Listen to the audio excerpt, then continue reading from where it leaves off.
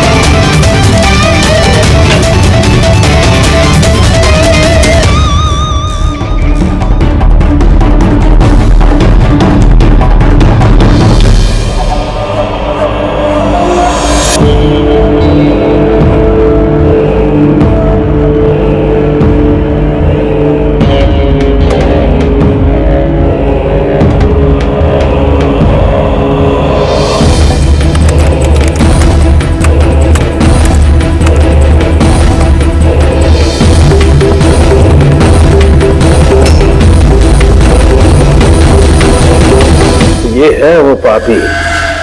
अरे वाह सानू के साहब, इतनी जल्दी खूनी का पता लगा लिया आपने। अब फटाफट नाम भी बता दीजिए। जोरावर या मल्लिका, अब इन दोनों में से वाकई में खूनी कौन है ये पता लगाना भी बाकी है। अब ये क्या बात हुई सर? ये बात इसलिए हुई कि ये जो 5 चाकू है ना, इन पर जोरावर की उंगलियों के निशान है, और ये जो कपड़ा है इस पर ये जो जूते का निशान है ये भी जोरावर के जूते का ही निशान है।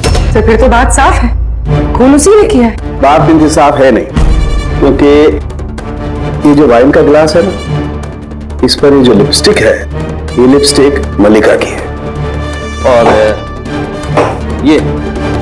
ये जो सारा सामान आप लोग लेकर के आए ना मल्लिका के घर से, इनका डीएनए मैंने इस लिपस्टिक के साथ मैच करके देखा है, मैच होता है। मतलब ये है कि ये सामान और ये लिपस्टिक मल्लिका की है। लेकिन मल्लिका तो टीवी शो में कह रही थी कि वो इलेश को जानती नहीं। मैं तो इलेश को जानती भी नहीं हूँ। तो शो से पहले उसके घर पे क्या कर रही थी? अब जोरावर के पास तो कोई वजह थी मारने की इलेश को। इलेश ने सबके सामने उसको नीचा दिखाया था, तो मल्लिका के पास क्या वजह हो सकती है? और सर एक सवाल का अभी भी जवाब नहीं मिला, अगर जोरावर ने खून किया तो वो इलेश के घर पे दिखा क्यों? तो ये जोरावर और मल्लिका, इन दोनों को बुलाओ जरा ब्यूरो में।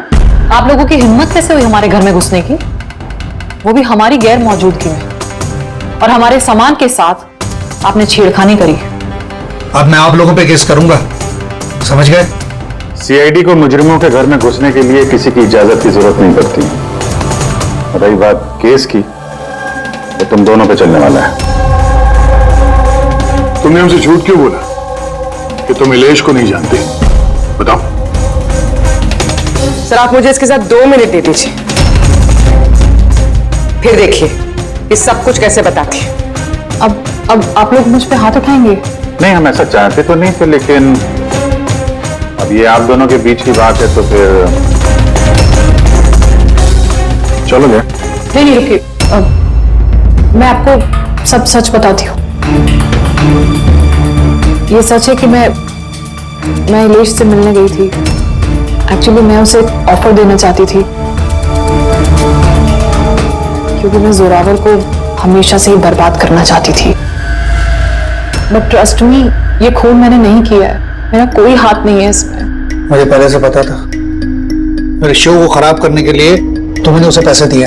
मैं उससे कभी मिली भी नहीं थी। मैंने उस दिन उसे तुम्हारे शो में पहली बार देखा था और उसके बाद मैं उससे मिलने गई थी, मगर मुझे नहीं पता था कि तुम उसका खून कर दोगे। मैंने उसका खून नहीं किया। तो फिर जोरावर तुम्हारी उंगलियों के निशान उस चाकू पे कैसे आए? सर, आपको गलतफहमी हो रही है। तुम्हारा नाम जोरावर है? जी नहीं सर, बस। तो चुपचाप वहीं खड़े रहो और जब सवाल पूछा जाए तब मुंह खोलना। तो जोरावर, तुम बताओ, खून कैसे किया? मैंने ये मर्डर नहीं किया है। तुम्हारे कहने से कुछ नहीं होगा। अदालत में सबूत चाहिए, सबूत जो तुम्हारे खिलाफ है। मेरे खिलाफ सबूत है ही नहीं, क्योंकि मैं एक वक्त पे दो जगह मौजूद हो ही नहीं सकता। क्या मतलब? मतलब ये कि सर, जिस वक्त इलेश की मौत हुई ठीक उसी वक्त जोरावर सर दिल्ली में जादू दिखा रहे थे।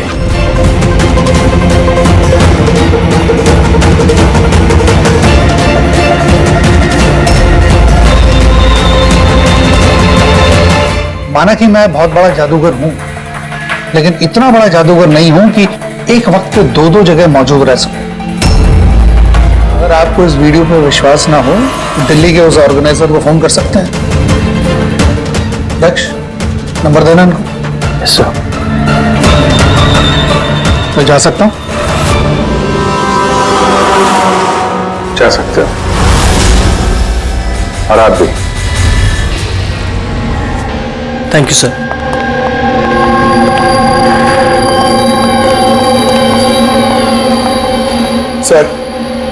सर, ऑडियंस में जितने भी मेंबर्स थे सबकी मोबाइल लोकेशन चेक की। सर, जिस वक्त इलेश की मौत हुई थी उस वक्त उसके घर के आसपास कोई भी नहीं था।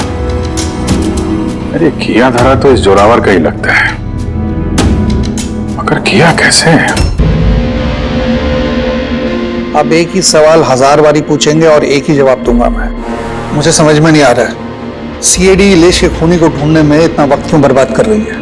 मुझे पता है ना, मुझे पता है उन आत्माओं ने इलेश का खून किया है। मेरे शो में अपमान किया था इलेश ने। तो जैसा कि आप सभी लोग देख रहे हैं, जादूगर जोरावर को लगता है कि इलेश का खून आत्माओं ने किया है। तो देखने वाली बात यह है कि आपको क्या लगता है कि इलेश का खून आत्माओं ने किया है या फिर किसी इंसान ने? क्या बकवास कर रहा है? सर, इस इलेश की मौत के बाद तो जोरावर और भी मशहूर हो गए। इसे देश विदेश से काफी सारे शोज के लिए फोन आने लगे, और तो और इसने अपनी फीस भी दुगनी कर दी है। अच्छा, जोरावर को अच्छा खासा फायदा हो रहा है इस इलेश की मौत का। इस जोरावर तक पहुंचने के लिए इलेश की पूरी कुंडली निकालनी पड़ेगी। अचानक कहां से पड़ गया जोरावर के पीछे? और सर, इलेश एक छोटा पत्रकार था, किसी छोटे अखबार के लिए लिखता था। तो सर, उसकी हालत भी खराब है। छोटा पत्रकार और हालत भी खराब। और अगर मल्लिका ने इस इलेश को नहीं कहा था जोरावर के शो में रुकावट बनने के लिए, तो फिर ये सब पचड़े में पड़ा कैसे वो? कुछ समझ में आ रहा है यार। इस इलेश के ऑफिस को छान मारते हैं।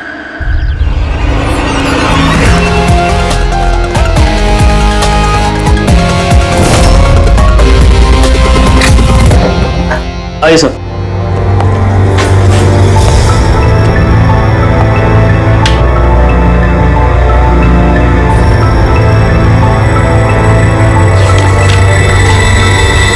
साहब, आप लोगों ने आने में काफी देर कर दी। पिछले कुछ महीनों से अखबार घाटे में चल रहा था, इसलिए पिछले महीने से बंद पड़ा हुआ है। इस इलेश के बारे में कुछ बताओ। कैसा पत्रकार था ये? बहुत ही फालतू आदमी था साहब। न्यूज छुपाने के एवज में भी पैसा लेता था, और साहब बहुत ही बेईमान आदमी था वो। सर हाँ पंकज, ये देखिए सर, इलेश जादूगर के गेटअप में, और यहाँ साउथ इंडियन में कुछ लिखा हुआ है। मलयालम, कमाल है। तो मैजिक शो की इंफॉर्मेशन मलयालम में लिखी हुई। ये पत्रकार से मलयाली जादूगर का खबर कैसे बन गया इलेश? अरे इधर आओ। Yes sir. क्या ये?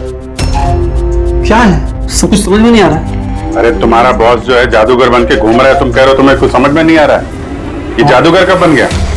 बॉस और जादूगर साहब कुछ समझ में नहीं आ रहा है। अरे यार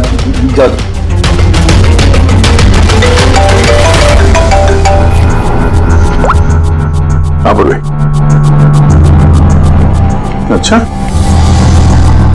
हाँ ओके ठीक है, तो उसके मोबाइल को ट्रैक करते रहना, ठीक है? या जोरावर का असिस्टेंट रोशन पिछले हफ्ते 3 बार गया था इलेश से मिलने के लिए, और मैजिक शो से एक रात पहले भी बात हुई थी उससे। रोशन?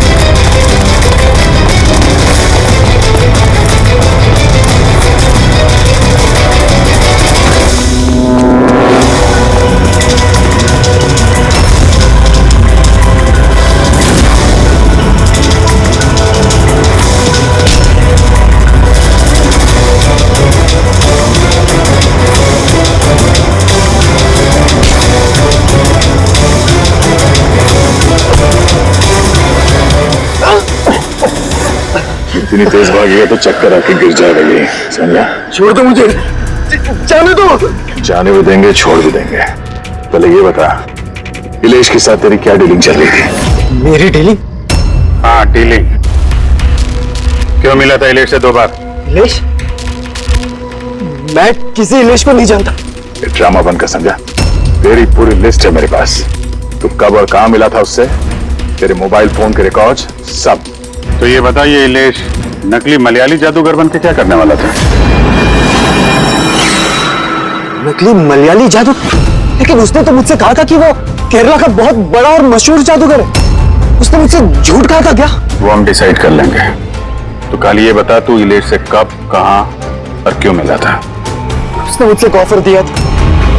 उसने मुझसे कहा था कि अगर मैं उसकी मदद करूंगा और जोरावर को बदनाम करने में उसकी हेल्प करूंगा, तो वो मुझे जोरावर से भी ज्यादा 5 गुना ज्यादा सैलरी देगा, और 6 महीने में वो मेरा खुद का मैजिक शो लॉन्च करने वाला था। उसने मुझसे प्रॉमिस किया था सर कि वो मुझे जोरावर की तरह ही द ग्रेट मैजिशियन रोशन बनाएगा। इलेश से कहां मिला था? उसी के घर पे मैंने मीटिंग की थी 3 हफ्ते पहले सर, और वहीं मैंने जोरावर के सारे मैजिक ट्रिक्स के सीक्रेट उससे शेयर किया सर। भाई जरा एक बात बताओ, ये जो जोरावर है वो चम्मच को बैंड कैसे कर देता है? क्या इसमें भी आत्माएं जो है उसकी मदद करती हैं?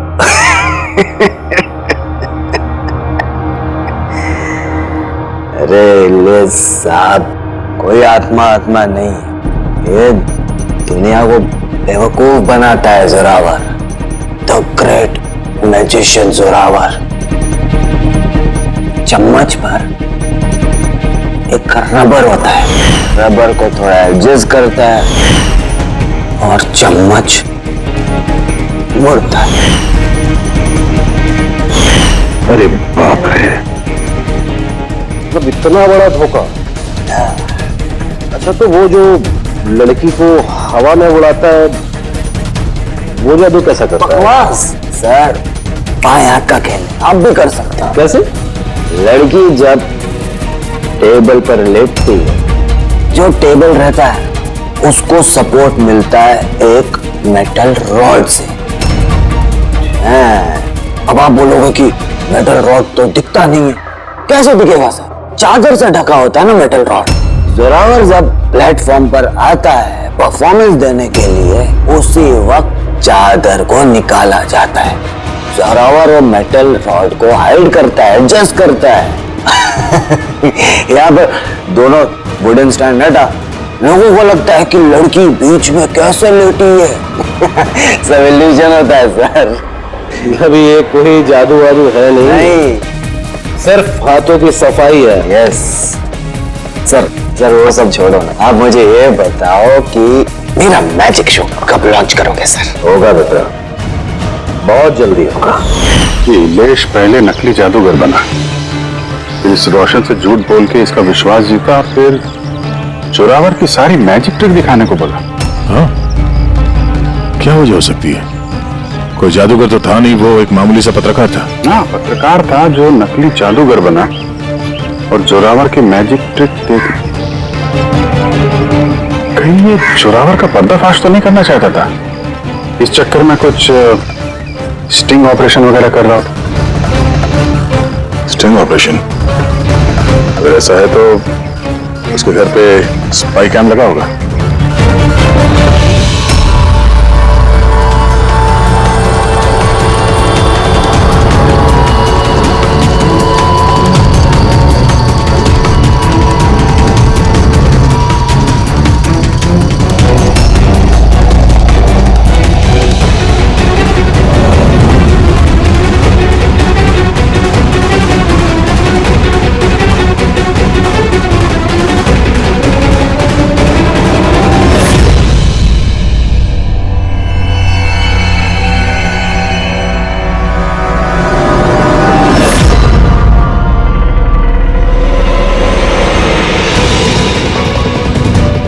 सर, एक यहाँ भी है।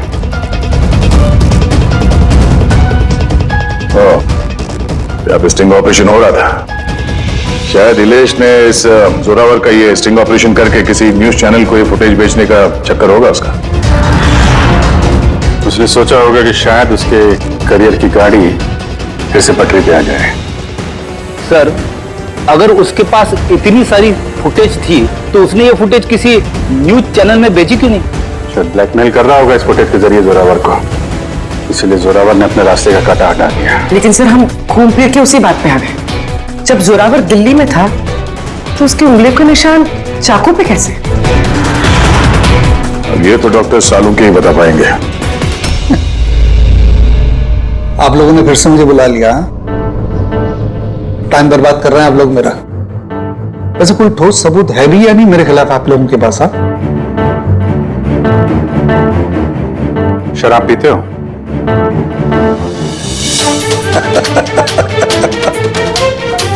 अब आप लोग मुझे शराब पिलाएंगे? हाँ, सॉरी, दिन में नहीं पीता हूं मैं।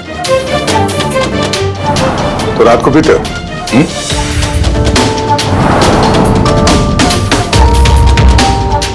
पीता हूं डिनर के बाद। एक आध लवली लवली लगा लेता हूं मैं। बट बात क्या है? बात क्या है? बात जानना चाहते हैं ना? ये जो चाकू मिले ना क्राइम स्पॉट पर, इसमें तुम्हारी उंगलियों के निशान है और उसमें सूखे हुए पसीने में मुझे बहुत ज्यादा मात्रा में शराब के, अल्कोहल के ट्रेसेस मिले। लवली लवली नहीं, बहुत ज्यादा मात्रा में। अब शराब मिली, शरबत मिला, पालक का पनीर, मुझे क्या पता?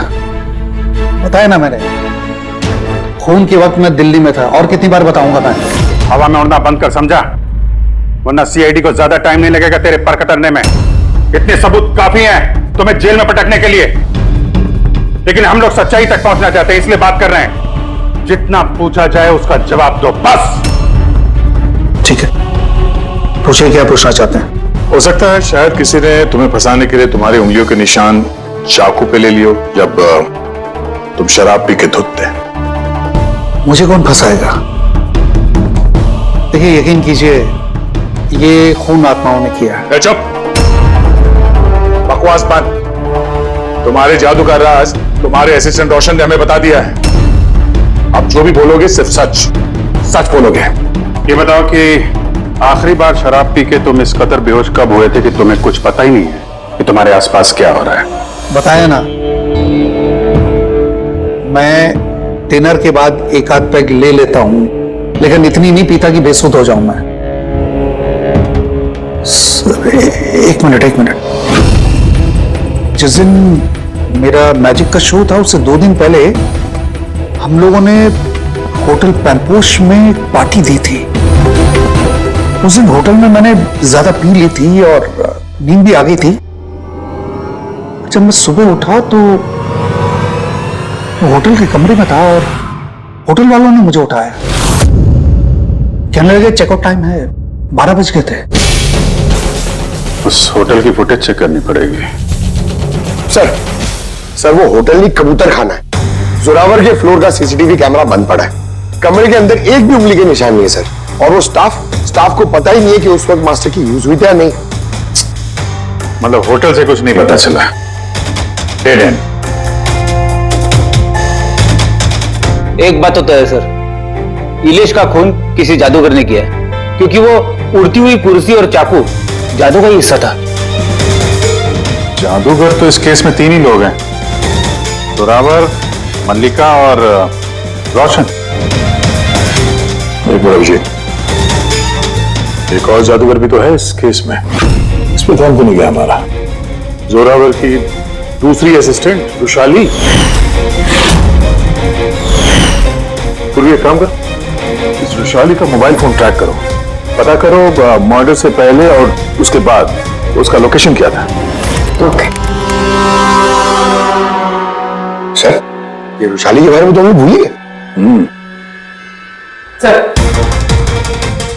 सर ये देखिए, रुशाली मर्डर से पहले अपने कॉलेज गई थी, फिर घर गई थी और फिर जू के कॉफी शॉप पे, उसके बाद जोरावर के मैजिक शो पे। रुशाली लगातार 2 रातों से अपने कॉलेज भी जा रही है, रात 1 बजे। 2 रातों से लगातार कॉलेज जा रही थी, वो भी रात को 1 बजे। इतनी देर रात को कॉलेज क्या करने गई होगी? फोन से 2 दिन पहले इसने एक हार्डवेयर की दुकान के भी कई चक्कर लगाए। इलेश के मर्डर के वक्त लोकेशन क्या थी उसके फोन की, जरा देखो। सर उसका फोन बंद था। फोन बंद था? गड़बड़ है विशाली, कॉलेज चल के देखते हैं। इतनी रात गए वो कॉलेज क्या करने गई थी? साहब, हमसे गलती हो गई, माफ कर दीजिए। गलती? इसे गलती कहते हो? हाँ? इतनी रात गए विशाली को कॉलेज के अंदर आने दिया है क्यों? साहब, विशाली मैडम खर्चे पानी के लिए कुछ पैसे दे दिया करती थी, लैब के अंदर जाकर काम करने के लिए। रिश्वत ले रहे थे? कभी सोचा नहीं कि वो एक्स्ट्रा पैसा क्यों दे रही है? पढ़ाई दिन में होती है ना, रात में क्या कर रही थी लैब में? हमने भी उनसे यही पूछा था सर, तो उन्होंने कहा एक खास एक्सपेरिमेंट कर रही है वो, एक एक्स्ट्रा प्रोजेक्ट है जो उन्हें कॉलेज से मिला है। सर आइए, ये मनोज है, उस लैब के असिस्टेंट जहाँ पे रुशाली एक्सपेरिमेंट कर रही थी। मनोज, ये रुशाली क्या एक्सपेरिमेंट कर रही थी यहाँ पे? सर वो एक काफी बड़े इलेक्ट्रोमैग्नेट का आविष्कार की कोशिश कर रही थी।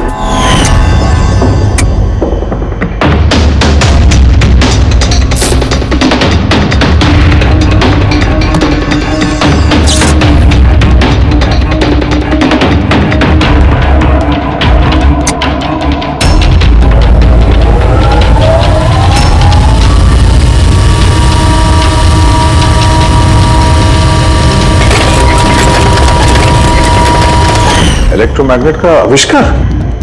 तो तुमने उसे रोका नहीं ये सब करने से? नहीं सर, अगर कोई स्टूडेंट पढ़ाई के अलावा कुछ करना चाहे, वो भी कॉलेज की टाइमिंग्स के बाहर, तो हम उसे बढ़ावा ही देते हैं। हाँ, मगर मुझे ये नहीं पता था कि वो यूं रात को चोरी छिपे भी ये सब कर रही है। यार इसका मतलब ये रुशाली का इलेक्ट्रोमैग्नेट वाला प्रोजेक्ट कामयाब हो गया था, तभी तो वो इलेश की कुर्सी और वो चाकू हवा में उड़ा पाई। सर, मिस्टर प्रभाकर, जादू के expert. Hello sir. Prabhakar ji, बड़े बड़े जादूगर अपनी कला का राज किसी डिब्बे में बंद करके रखते हैं। चूंकि आप तो जादू के एक्सपर्ट हैं, तो उन राज के बारे में आपको तो पता ही होगा। तो सर, इलेश की मौत का नजारा देख के किस नतीजे पे पहुंचे आप? कैसे हुआ होगा उसका खून? मैंने इलेश की मौत का सीन बार बार रीप्ले करके देखा है। मुझे लगता है उसकी मौत में मैग्नेट, इलेक्ट्रिक करंट या वायर्स के कॉम्प्लेक्स ताना बाना से हुआ है।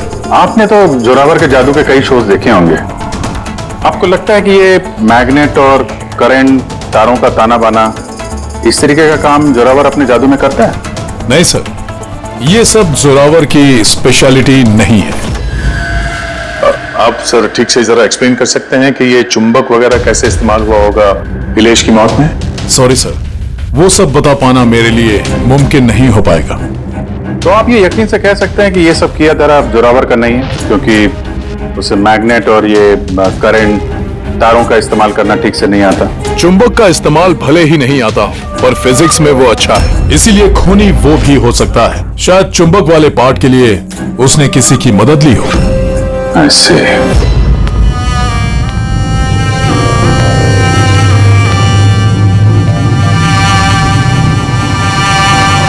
किसने बुलाया मुझे यहाँ पे? मैंने बुलाया है ये जानने के लिए कि तुमने इलेश को क्यों और कैसे मारा। मैंने कुछ नहीं किया। मगर तुम्हारे कॉलेज का वॉचमैन और लैब असिस्टेंट कुछ और ही कह रहे हैं। कौन है वहाँ? सामने आओ।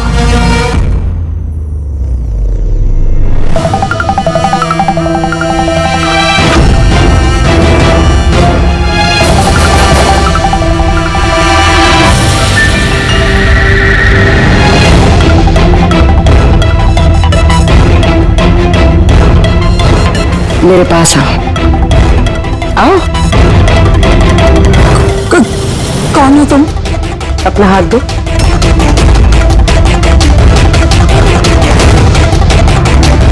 तुमने इलेश को क्यों और कैसे मारा? मैंने किसी को नहीं मारा। तुम सच नहीं बोल रही हो, इसलिए मुझे ये सब करने पे मजबूर होना पड़ रहा है। पर तुम हो कौन और इलेश की मौत के बारे में क्या जानती हो? और क्या करने वाली हो तुम? इतनी भोली मत बनो। ये जादू तुमने कई बार किया है जोरावर के साथ, याद आया? नहीं, ये बहुत सही नहीं है जादू के लिए। इसमें मेरी जान जा सकती है। नहीं, अगर तुम सच नहीं बोलोगी तो इस बॉक्स में तुम्हारे टुकड़े टुकड़े हो जाएंगे, मगर अगर तुम सच बोलोगी तो तुम्हें कुछ भी नहीं होगा, यकीन मानो। चलो। नहीं, छोड़ दो मुझे, प्लीज मुझे जाने दो, मैंने कुछ नहीं किया। अगर तुमने कुछ नहीं किया है ना तो तुम्हें कुछ भी नहीं होगा। आओ, घबराओ मत। आओ। नहीं, हाँ मैं मानती हूँ कि इलेश की मौत की जिम्मेदार मैं हूँ। क्या चाहती हो तुम? कितने पैसे चाहिए बोलो?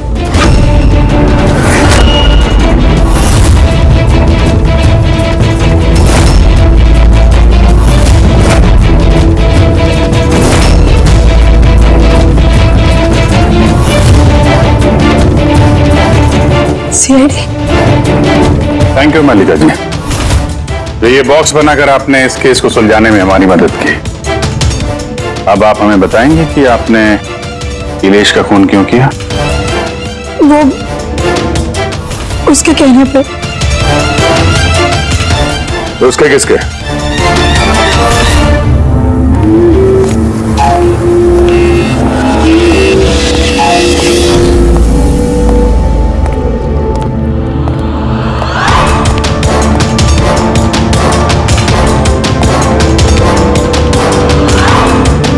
क्यों बुलाया मुझे? बोला था ना जब तक केस ठंडा नहीं होता मुझे कांटेक्ट करने की जरूरत नहीं है। वो मैं उसने नहीं, हमने कांटेक्ट किया तुम्हें।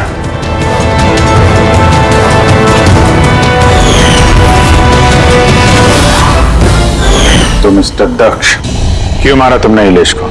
इलेश के पास उस बेवकूफ रोशन की स्टिंग ऑपरेशन की फुटेज थी और इलेश मुझसे उस फुटेज के 25 लाख रुपए मांग रहा था। तो वो ब्लैकमेल कर रहा था, इसलिए उसे जान से मार दिया?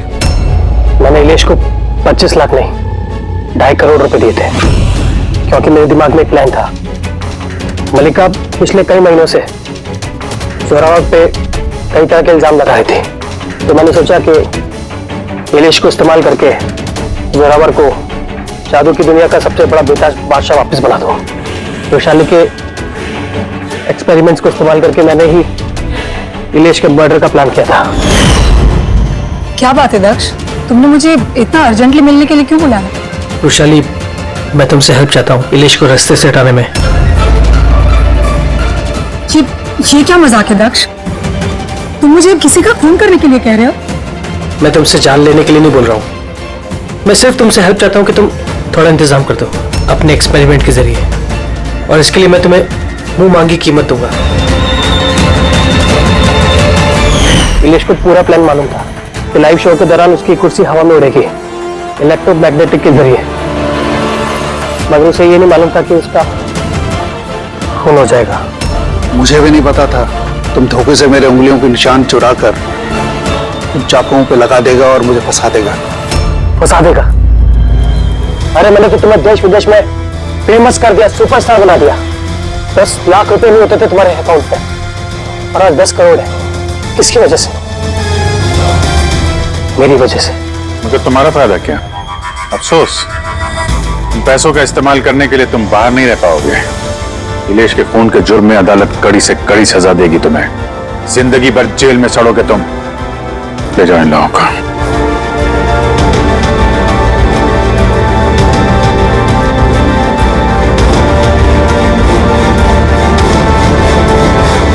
Thank you so much sir.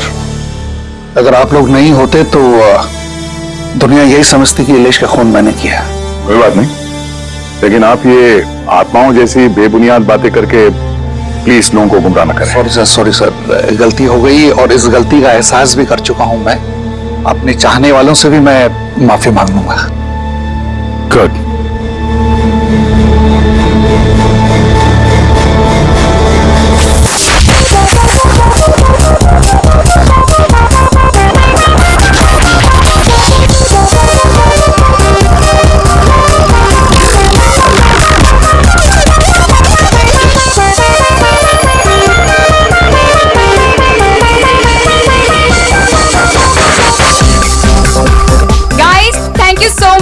इतनी अच्छी पार्टी के लिए।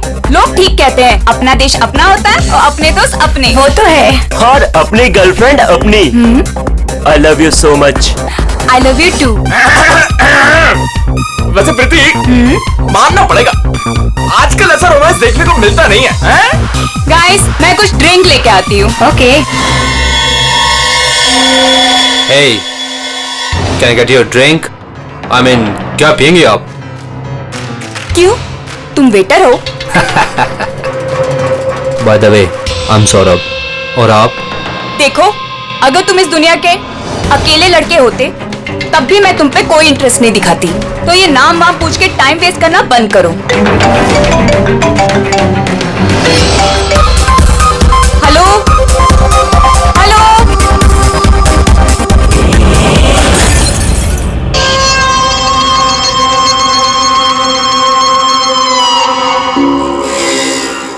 हेलो हेलो, तनीषा, जोर से बोल, कुछ सुनाई नहीं दे रहा है। यहाँ नेटवर्क भी नहीं है। हेलो हेलो,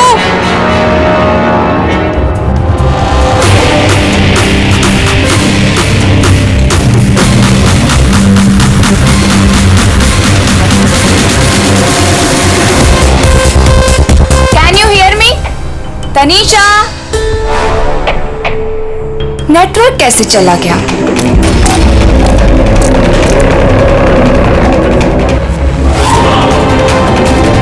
फोन क्यों नहीं लग रहा है?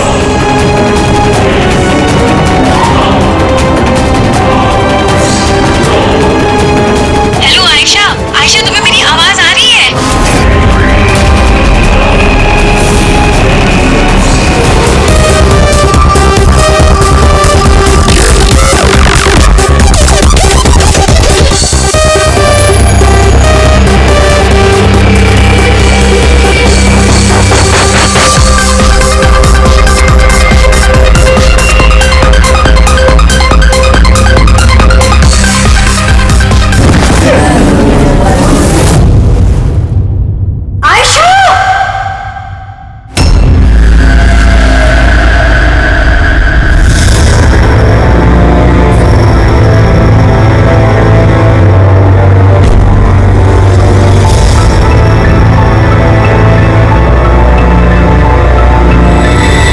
कैसे हुआ ये सब? हाँ? पता नहीं सर ये सब कैसे हुआ। एक कॉल अटेंड करने के लिए बाहर गई और जब वापस आई तो ये सब। तुम्हारे अलावा और कौन कौन दोस्त है आयशा के यहाँ पे? सर ये प्रीति और ये विशाल है सर, आयशा का बॉयफ्रेंड। देख के लगता है कि आयशा का किसी के साथ हाथापाई तो नहीं हुई है। ये फोन रिसीव करने के लिए बाहर गई और वहां पहले से खूनी इसका इंतजार कर रहा होगा। मतलब सर ये खूनी ने सब प्लानिंग करके किया? नहीं पंकज, ये प्लान मर्डर तो नहीं लगता, क्योंकि अगर प्लान किया होता तो उसने किसी और हथियार का इस्तेमाल किया होता, ना कि कांच का। मतलब अचानक यहाँ पे कोई गुस्सा हो गया होगा आयशा पे और मार दिया होगा। लगता तो कुछ ऐसा ही है फ्रेडी। आयशा का यहाँ पे किसी के साथ कोई झगड़ा वगैरह हुआ था? कोई कहा सुनी? हाँ? ऐसे चुप रहने से काम नहीं चलेगा। ये सीसीटीवी कैमरा है, फुटेज देखेंगे तो पता चल ही जाएगा। सॉरी सर, सीसीटीवी कैमरे काम नहीं कर रहे हैं। What? सीसीटीवी काम नहीं कर रहा? इतनी लापरवाही? सर वो कल आखिरी गाने के दौरान धुएं की वजह से शायद टेक्निकल एरर आ गया है। मैं जल्दी ठीक करवा लूंगा। ठीक कराओगे जब तुम्हारा ये क्लब वापस खुलेगा। जब तक ये केस सॉल्व नहीं होता तुम्हारा क्लब बंद। सर मुझे लगता है ये खून सौरभ ने किया है। आमिर बाप की बिगड़ी औलाद है। Hey, can I get you a drink? I mean, क्या पियेंगे आप? क्यों? तुम वेटर हो? By the way, I'm Saurabh. और आप? देखो, अगर तुम इस दुनिया के अकेले लड़के होते तब भी मैं तुम पे कोई इंटरेस्ट नहीं दिखाती। तो ये नाम वाम पूछ के टाइम वेस्ट करना बंद करो।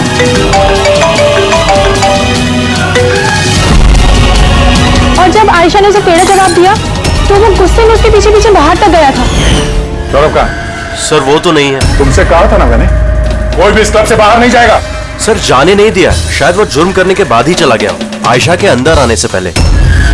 आयशा और सौरभ बाहर किस तरफ गए थे? सर उस तरफ।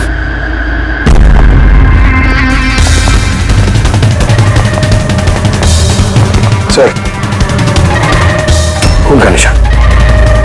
तो यहां से आयशा अंदर गई थी। आगे देखते हैं। सर ये यहां भी खून के धब्बे हैं सर। पंकज, नो नो, इतना सारा खून और ये कांच के टुकड़े। लगता है आयशा पे हमला यही हुआ है। सर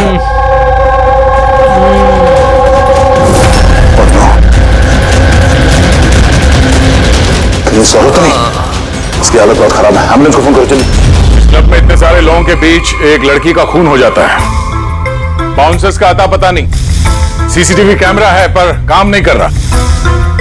और तो और यहाँ पे किसी ने कुछ होते हुए देखा नहीं है ना। कमाल की बात। आयशा मुझे छोड़कर नहीं जा सकती, हमें आना ही नहीं चाहिए था। विशाल प्लीज अपने आप को दोष मत दो, प्लीज संभालो अपने आप को। आपकी सहेली का यहाँ खून हुआ है और आपका ये रवैया है? अब तक यहाँ जो कुछ भी हुआ है उससे ये लगता है कि खूनी यहाँ पर आयशा को मारने के इरादे से तो नहीं आया था, तैयारी के साथ नहीं आया था। यहाँ इस क्लब में कुछ ऐसा हुआ जिसकी वजह से वो गुस्सा हो गया और उसने आयशा का खून कर दिया और साथ में सौरभ पे भी हमला किया। मुझे लगता है कि वो खूनी आप सब में से कोई एक है। बड़ी पंकज, यहाँ जितने हैं सबके डिटेल्स ले लो। माफ कीजिएगा रहमा जी, मैंने अपनी तरफ से बहुत कोशिश की, लेकिन मैं आपकी और ज्यादा मदद नहीं कर पाऊंगा। इट्स ओके डॉक्टर, आपसे जो कुछ भी बन पड़ता था आपने सब कुछ किया। अब हम इससे ज्यादा और क्या कर सकते हैं?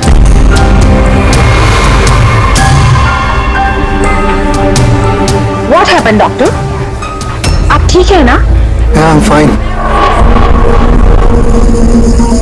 वो अनईजी फील हो रहा है। Excuse me. कहाँ जा रहे हैं आप? मैं जरा वॉशरूम होकर आता हूँ।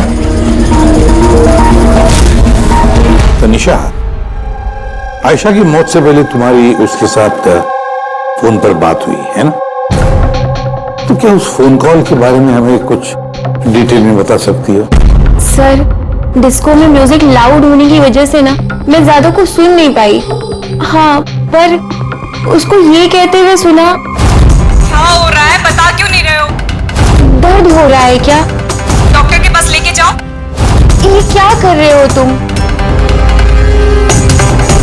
मतलब आयशा ये सब उस खूनी से कह रही थी? सर, उससे भी ज्यादा हैरानी की बात तो ये है कि आयशा का खूनी उसे कह रहा था वहां से भागने के लिए। बड़ी अजीब बात है। खूनी आयशा को भागने के लिए कहता है और आयशा को खूनी की चिंता है। तुमसे एक बात बताओ, क्या उस आवाज को पहचान सकोगी जिससे आयशा बात कर रही थी? नहीं सर। सर, लेकिन अगर खूनी को आयशा की इतनी चिंता है तो फिर उसने उसे मारा क्यों? वही तो, खूनी को विक्टिम की चिंता है और विक्टिम को खूनी की चिंता।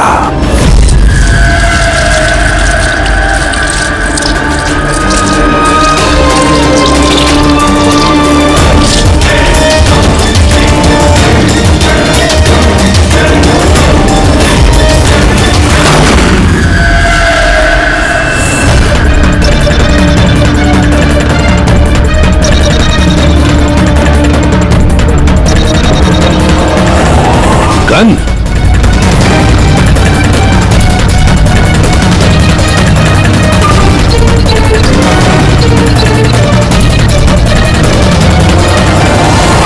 सर, इसके सर पे जो गोली लगी है उसके अलावा इसके पूरे शरीर पे कहीं भी चोट के कोई निशान नहीं है। ऐसा लगता है कि खूनी अचानक यहाँ पे आके इन पे गोली चला दी। ऐसे हुआ होगा। ये देखो, यहाँ भी खून है।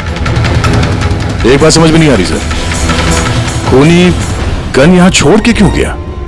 वो तो अपने साथ लेके भी जा सकता था गन को। वही तो बड़ी अजीब बात है कि खूनी ये गन यहाँ क्राइम सीन पर छोड़कर क्यों गया?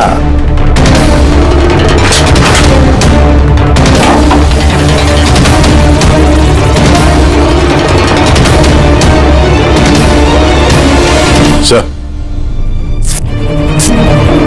ये देखिए, नीचे यहाँ पे ये टेप चिपका हुआ था। वॉश बेसिन के नीचे टेप?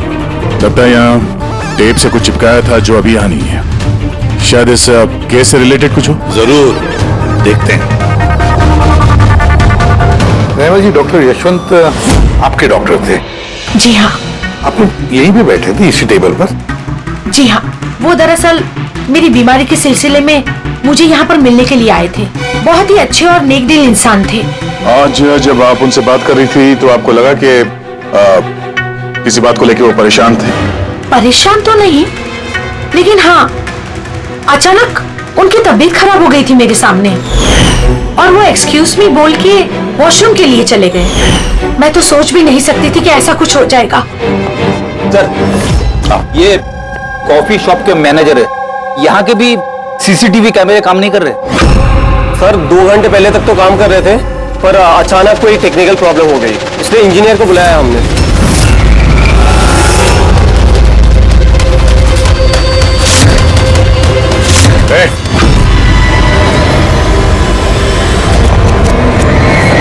रुको जरा यहाँ ना। हेलो सर, कैसे हो आप? मेरा हाल चाल छोड़ो, अपने सुनाओ। तुम दोनों यहाँ क्या कर रहे हो? वो ऐसे ही टहलने आए थे। कॉफी शॉप में टहलने आए थे? कल रात तुम्हारी सहेली का खून हो गया, तुम्हारा दूसरा दोस्त रो रो के उसका बुरा हाल है, और तुम दोनों यहाँ कॉफी शॉप में टहलने आए, तो यहाँ पर भी एक खून हो गया। ये कैसा संयोग है? सच में संजोगी है सर, क्योंकि हम तो जानते भी नहीं कि डॉक्टर यशवंत है कौन। हेलो, ले आओ उसे ब्यूरो। ओके जी, okay, thank you very much. पता है पंकज, बहुत सारे लोग थे डिस्को में जब आयशा का खून हुआ, और एक एक का फोन ट्रैक करना कि मर्डर के वक्त आयशा और यशवंत के पास तो नहीं था कोई। ये मेरी तो आंखें दर्द करने लगी है।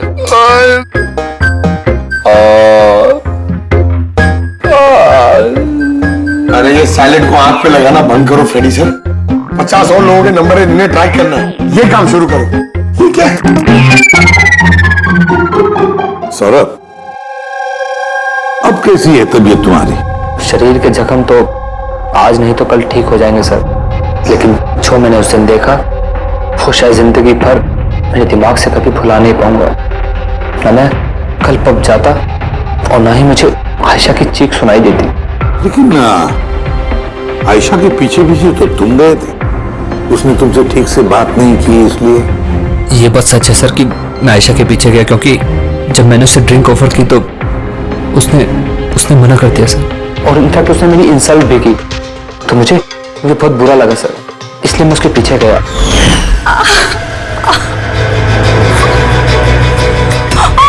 किसने किया ये सब?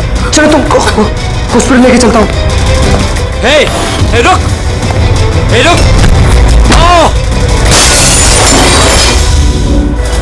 और फिर? मुझे अभी भी याद है कि जब मैंने उसकी कलाई पकड़ी तो बिल्कुल भी नॉर्मल नहीं थी, वो आम इंसानों जैसी कलाई थी ही नहीं। मुझे बिल्कुल अजीब सा एहसास हुआ सर।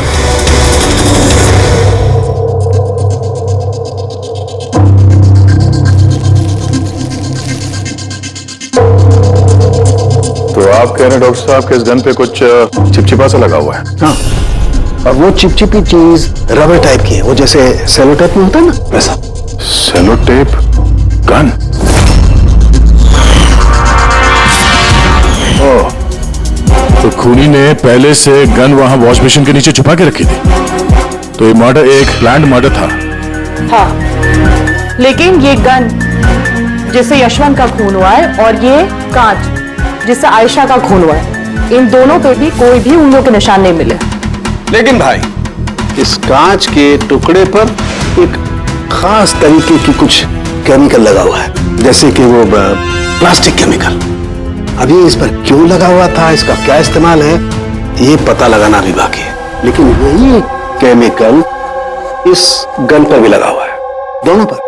डॉक्टर साहब, आप तो कह रहे थे कि इस गन पे वो सेलो टेप का गम लगा हुआ था। वो तो है ही, उसके अलावा ये भी है। इसके अलावा ये केमिकल भी है? यानी ये दोनों मर्डर, इनका आपस में कोई ना कोई कनेक्शन जरूर है। और जुबिन का और प्रीति का दोनों क्राइम सीन पे होना कोई सहयोग नहीं था। बिल्कुल, तुम बिल्कुल ठीक कह रहे हो। और तुम्हारी बात ये एक और चीज प्रूव करती है। इन दोनों की लाशों पर मुझे एक जैसे फेरोमोन्स मिले। फेरोमोन्स यानी वो केमिकल जिनसे खुशबू आती है? हाँ, यशवंत और आयशा, इन दोनों की लाशों पर एक जैसी खुशबू। इसका मतलब बात साफ है, या तो दोनों एक जैसा परफ्यूम लगाते थे या फिर दोनों का खूनी एक ही था। जनरली एक औरत लेडीज परफ्यूम लगाती है और एक आदमी जेंट्स परफ्यूम। अब ये दोनों एक ही तरह का परफ्यूम लगाए, चांस थोड़ा कम है। यानी इन दोनों का खूनी तो एक ही है। आयशा की मौत के बारे में दो बातें पता चली है। एक उसकी दोस्त तनीषा ने बताई और दूसरी सौरभ ने बताई। तनीषा ने बताया कि खूनी ने आयशा को वहां उस पब में से भाग जाने के लिए कहा। अब दुनिया में ऐसा कौन सा खूनी है जो जिस इंसान को मारने गया है उसी से कहता है कि तू यहां से भाग जा? तो फिर खून करने आया ही था क्यों? नहीं नहीं नहीं नहीं नहीं नहीं नहीं, गड़बड़ है, कुछ ना कुछ तो गड़बड़ जरूर है। और सर वो दूसरी बात कौन सी? दूसरी बात सौरभ ने बताई। सौरभ ने कहा कि खूनी की कलाई कुछ अजीब सी थी, आम इंसान की तरह नहीं थी कलाई। शायद कलाई में रिस्ट वॉच या ब्रेसलेट हो। फ्रेडी जरा दिमाग लगा के बोलो, समझे? सर, सर दोनों क्राइम सीन में एक नंबर कॉमन है सर। किसका क्राइम? आयशा के बॉयफ्रेंड विशाल का सर। विशाल? विशाल? ये विशाल तो कॉफी शॉप में दिखाई नहीं था, तो फिर ये कॉफी शॉप में पहुंचा कब?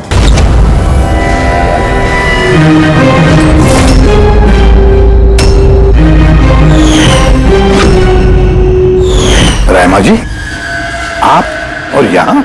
अब सर ये मेरा ही घर है, लेकिन आप लोग यहाँ पर कैसे? डॉक्टर यशवंत की खूनी के बारे में कुछ पता चला? रहमा, ये लोग कौन है? सीआईडी ऑफिसर्स हैं। सर प्लीज आप लोग आइए ना, प्लीज कम।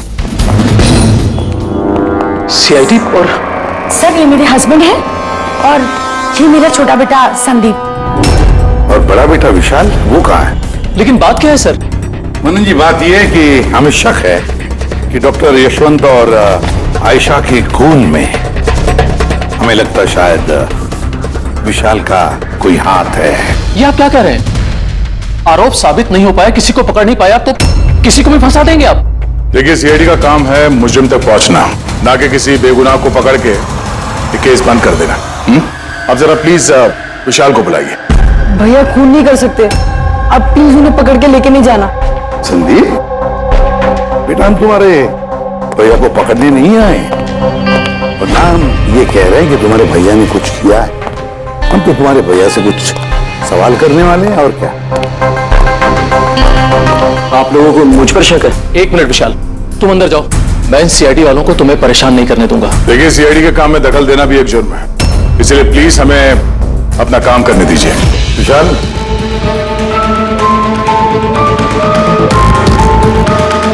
डॉक्टर यशवंत की मौत हुई थी कैफे में और तुम उस वक्त उस कैफे में थे। क्यों, किस लिए गए थे तुम? सर, मैं तो वहां पर जुबैन और प्रीति से मिलने गया था। मुझे नहीं पता था कि यशवंत अंकल वहां पर मम्मी से मिलने आने वाले हैं। आयशा के साथ तुम्हारी अनबन चल रही थी ना? मुझे बहुत बड़ा सदमा लगा है उसकी मौत का। पता नहीं उसके बिना मेरी लाइफ अब कैसे कटेगी। मैं कुछ दिन अकेला रहना चाहता हूँ। ठीक है, जा सकते हो तुम।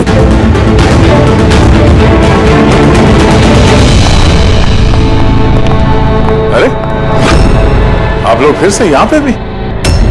कभी कभी अपने घर पे जाते हो कि नहीं? हमेशा विशाल के आसपास ही नजर आते हैं। नहीं सर, ऐसी कोई बात नहीं है। एक्चुअली बहुत उदास है ना आजकल, तो हमने सोचा कि उसके साथ ही रहें। और जिगरी दोस्ती है, हाँ? जुबैन, प्रीति, विशाल, कड़ी नजर रखनी पड़ेगी इन तीनों पर।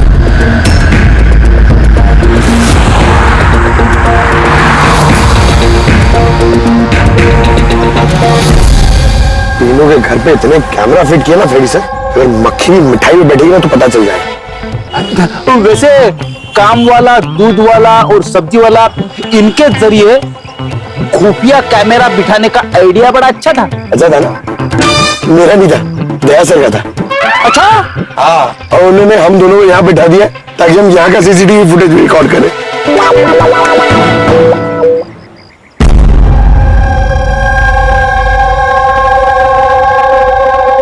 अरे बॉस, बॉस एक बहुत ही बड़ा सुराग हाथ लगा है जो इस केस की जड़ तक पहुंचा सकता है हमें। तू तो कब बताएगा? अरे बता रहा हूँ ना। तुम्हें बताना जल्दी यार। अरे यार, सांस तो लेने दो। तुम्हें याद है वो टूटे हुए ग्लास पर और गन पर मुझे वो प्लास्टिक केमिकल मिला था? हाँ सर, क्या है वो केमिकल? वो है ग्राफीन, जो नकली चमड़ी, आर्टिफिशियल स्किन बनाने के काम में आता है। Artificial skin? हाँ, prosthetic skin. Prosthetic skin, prosthetic. Daya, याद है सौरभ ने क्या बताया था कि खूनी के हाथ में उसने कुछ अजीब सा देखा था। Prosthetic skin, prosthetic arm. तो ये खून किसी रोबोट के जरिए तो नहीं हो रहे? ऐसा खूनी का यूं मदद मांगना, क्या ऐसा तो नहीं कि ये खून अनइंटेंशनली हो रहे हैं, बिना चाहे? नहीं दया, बिना चाहे खून कैसे हो सकता है? रही बात इस रोबोटिक आर्म की, ये रोबोटिक आर्म तो किसी के इशारे पर ही चलेगी ना। क्या समझे?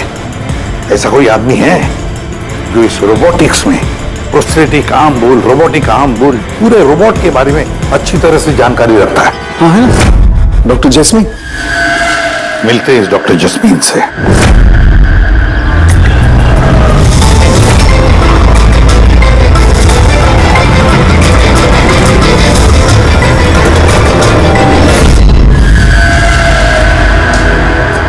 डॉक्टर जैस्मीन, हम ये जानना चाहते हैं कि अगर ये ऐसा वाला प्रोस्थेटिक हाथ लगाया हो, रोबोटिक आर्म, तो क्या वो आर्म, वो हाथ किसी दूसरे के इशारे पर काम कर सकता है?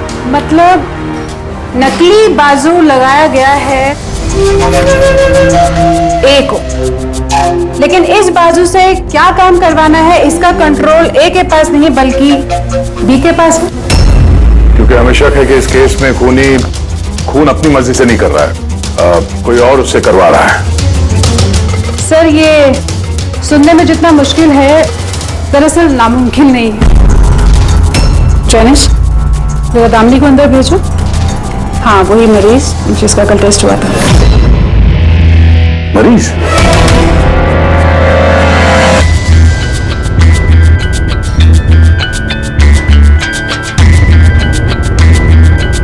सर दामिनी ने अपना दाहिना हाथ फैक्ट्री में काम करते हुए गंवा दिया था।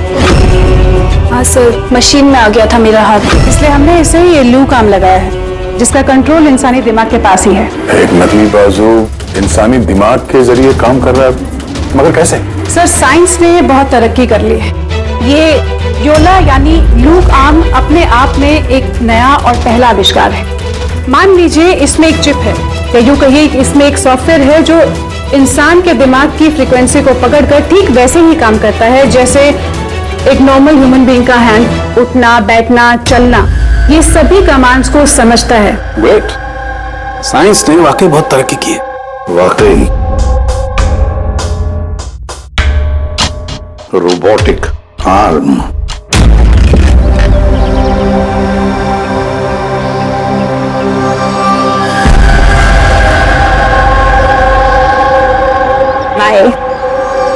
वहां हक कर रहा है, इधर हम दोनों गाड़ी में बैठे हुए।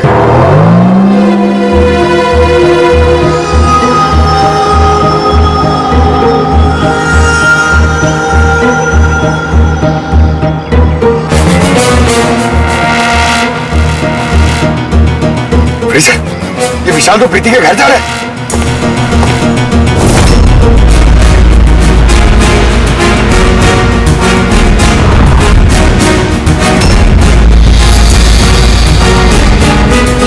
विशाल तुम टेंशन मत लो, किसी को कुछ भी पता नहीं चलेगा।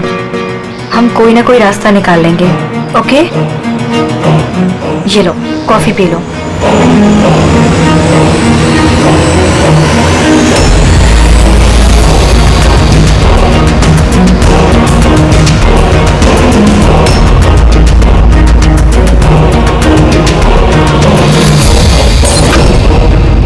विशाल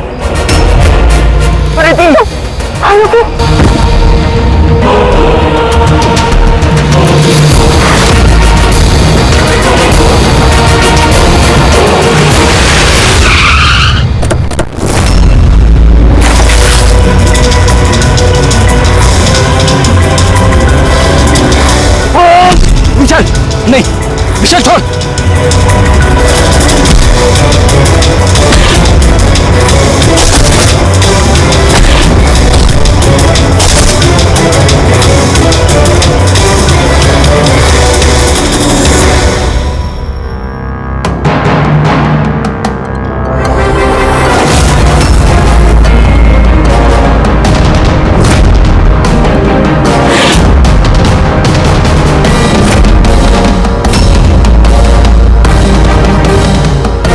मैं मानता हूं आयशा और डॉक्टर यशवंत का खून मेरे ही हाथ से हुआ था।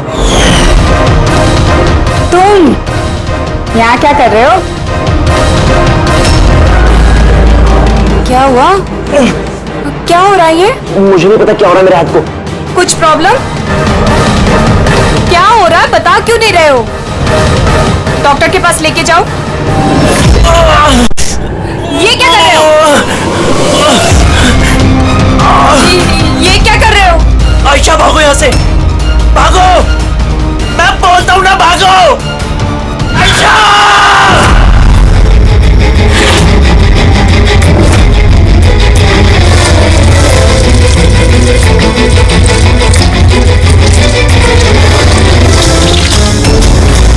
डॉक्टर निकलो यहाँ से। क्या कर रहे हो? मैं क्या करूं सर, मेरे हाथ पर कोई कंट्रोल नहीं।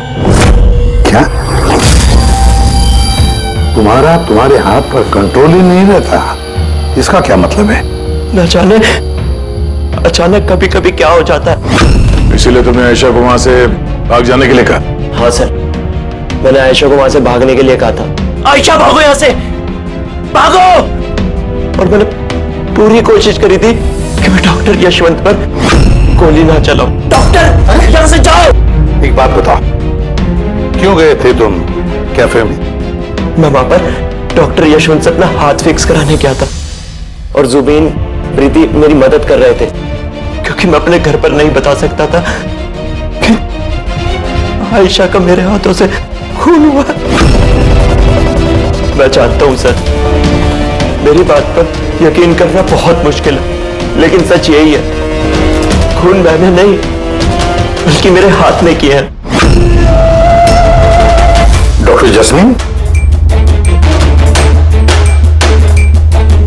ये विशाल जो कह रहा है क्या ये सच है? मेरा मतलब है, क्या ये मुमकिन है कि एक रोबोटिक आर्म अपना ही दिमाग डेवलप करता है और फिर उसी दिमाग को लगा के कुछ भी कर सकता है? चांसेस कम है सर, मगर हाँ, अगर हाथ के अंदर लगे सॉफ्टवेयर को कोई हैक कर ले तो ऐसा हो सकता है। क्या प्रोस्थेटिक हाथ में लगा हुआ सॉफ्टवेयर हैक किया जा सकता है? हाँ दे, हैक हो सकता है, पॉसिबल है। जब हैकर इस नकली हाथ की चिप हैक कर लेता है तो ये नकली हाथ उस आदमी के दिमाग से नहीं चलता जिसके शरीर में ये लगा है, बल्कि ये नकली हाथ चलता है हैकर के दिमाग से। मतलब किसी ने विशाल के इस रोबोटिक आर्म के सॉफ्टवेयर को हैक किया और फिर उससे खून करवाया। सर, इससे अच्छा तो मैं एक बाजू के सहारे अपनी जिंदगी काट लूं, जो हाथ दूसरों की जान का दुश्मन बन जाए। ऐसा हाथ मुझे नहीं चाहिए सर। विशाल, एक बात बताओ, जब तुम्हारा ये हाथ तुमसे कहता है कि वो किसी को मारना चाहता है, तब तुम क्या सोचते हो? क्या होता है तुम्हारे दिमाग में? कैसी अवस्था होती है तुम्हारी? सर, 2-3 मिनट लगते हैं। मैं पूरी कोशिश करता हूं अपने हाथ को काबू में करने की, लेकिन 2 मिनट के बाद जीत मेरे हाथ की होती है सर।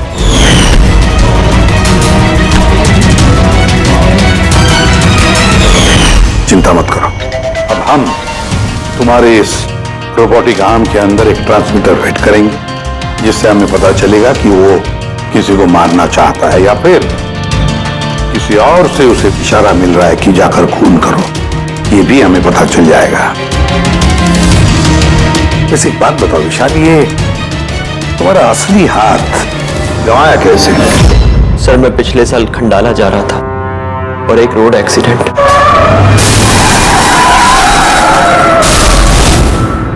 बस।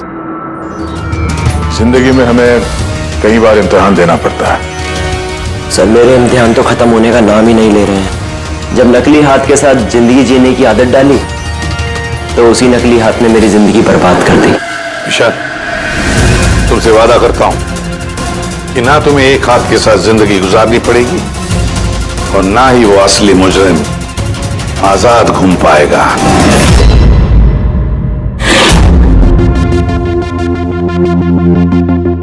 विशाल, मुजरिम ने पहले विशाल से आयशा का खून करवाया। आयशा, जिससे विशाल बेहद प्यार करता था। फिर खून करवाया डॉक्टर यशवंत का, जो विशाल की मदद करते थे। और फिर जान लेनी चाहिए प्रीति की, जो विशाल की दोस्त थी। सारे के सारे विशाल के शुभचिंतक, सारे के सारे विशाल के आसपास वाले, सब के सब विशाल के करीबी। तो फिर ये मुजरिम कौन हो सकता है? कौन हो सकता है ये मुजरिम? ये भी तो कोई करीबी हो सकता है, विशाल का करीबी। पंकज, विशाल के एक्सीडेंट के सारे डिटेल्स चाहिए मुझे, सारे के सारे। हेलो सर, मैं जसपाल, कंप्यूटर एक्सपर्ट। जी। कंप्यूटर हैकिंग जानते हो?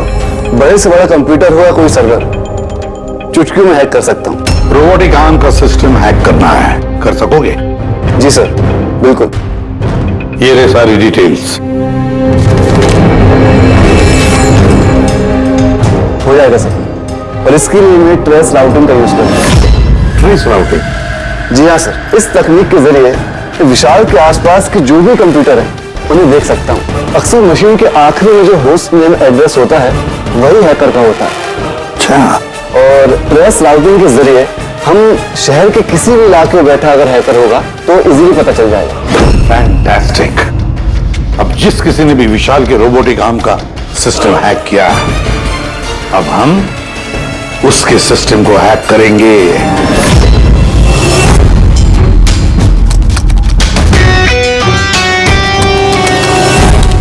ये देखिए सर, इस वक्त विशाल के आसपास ये सारे कंप्यूटर चालू हैं और इन्हीं में से एक कंप्यूटर है उस हैकर का। बस एक बार पता चल जाए वो कंप्यूटर कौन सा है, फिर हमारा काम आसान हो जाएगा।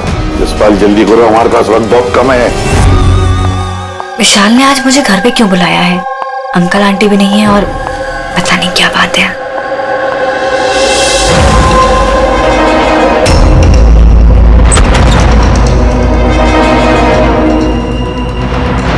विशाल, विशाल। प्रीति, यार तुम जानते तुम्हें मुझसे खतरा है, उसके बाद भी तुम यहाँ पे दोबारा आ गई। विशाल, तुमने तो मुझे फोन करके यहाँ बुलाया। मैंने? हाँ। मैंने कब बुलाया? तुमने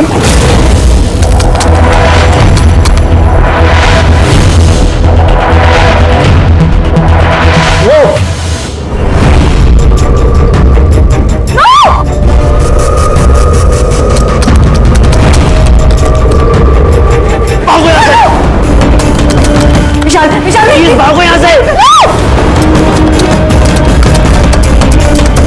विशाल please, Vishal, Vishal please.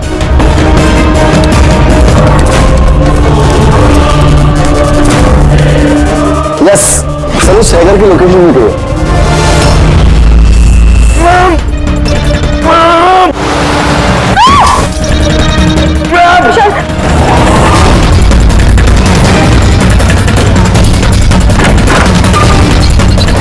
Sir आप यहाँ पे। विशाल प्लीज।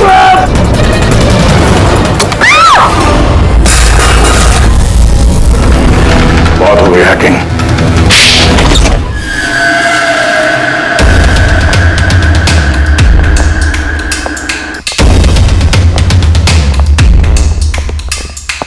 फिर आ गए आप लोग।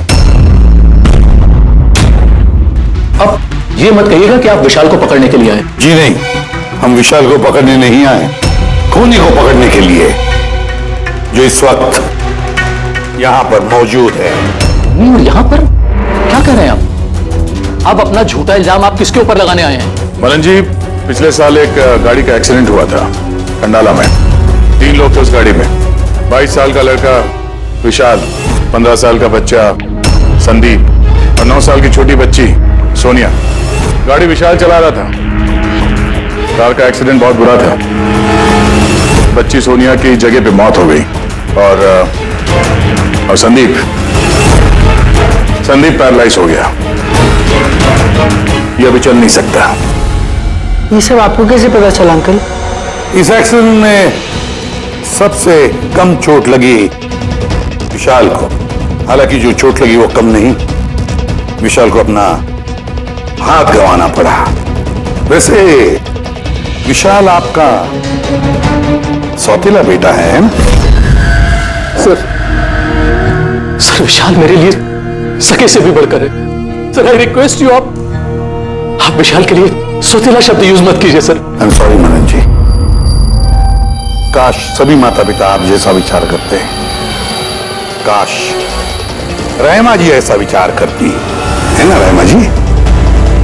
वैसे आपके मन में बहुत गुस्सा है ना विशाल के लिए, क्योंकि विशाल की वजह से आपको अपनी सगी बेटी गंवानी पड़ी और आपका सगा बेटा जिंदगी भर चल फिर नहीं सकता। आप क्या कहना चाहते हैं?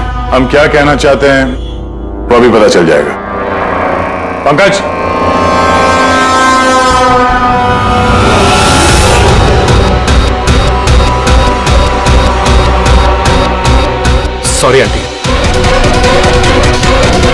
लेकिन मैंने इन्हें सब कुछ बता दिया कि आप ही के कहने पर मैंने ये सब किया। मैंने उन सॉफ्टवेयर को हैक किया था और मैंने सभी जगहों के सीसीटीवी कैमरास को भी हैक करके बंद किया।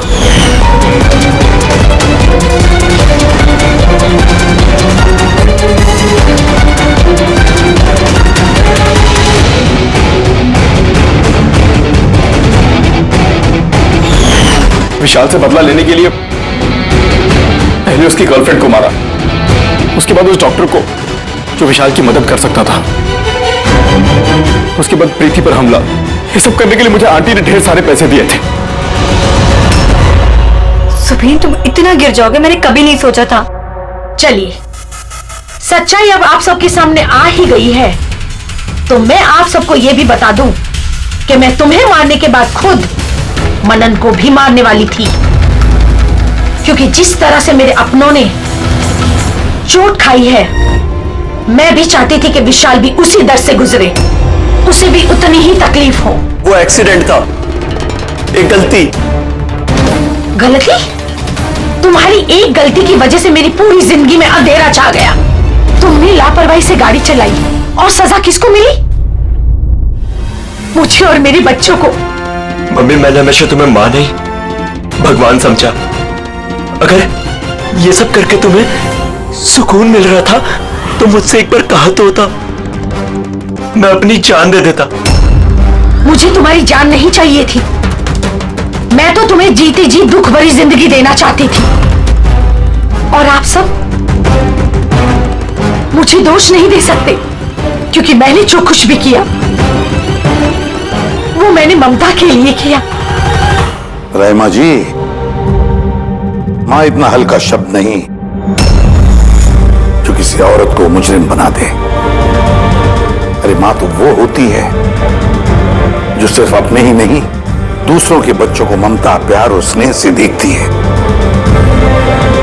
विशाल भले तुम्हारा सगा बेटा नहीं था, लेकिन बेटा तो था ना, वो तुम्हारे परिवार का हिस्सा था। वो कोई मां अपने बेटे से बदला कैसा ले सकती है? हाँ? वो भी इस तरह का बदला। दो लोगों को जाने गंवाई पड़ी। नहीं रायमा जी, बहुत गलत किया तुमने, बहुत गलत। कानून तुम्हें कभी माफ नहीं करेगा, कभी माफ नहीं करेगा। कड़ी से कड़ी सजा होगी तुम्हें।